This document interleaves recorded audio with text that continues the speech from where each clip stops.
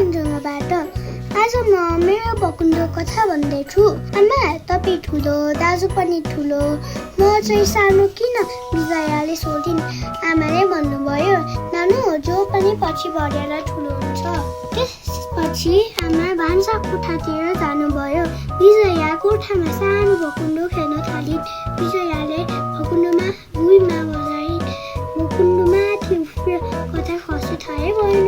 विजयाले sofa मुनि हेरिन्, कुनै table मुनि पनि हेरिन्, दराज मुनि पनि चियाइन्। कुनै फोन राख्ने टेबल मुनि भकुण्डो भेटिन्। आमा, मेरो भकुण्डो बढेर ठुलो भएछ, विजयाले आमालाई देखाउँदै भनिन्।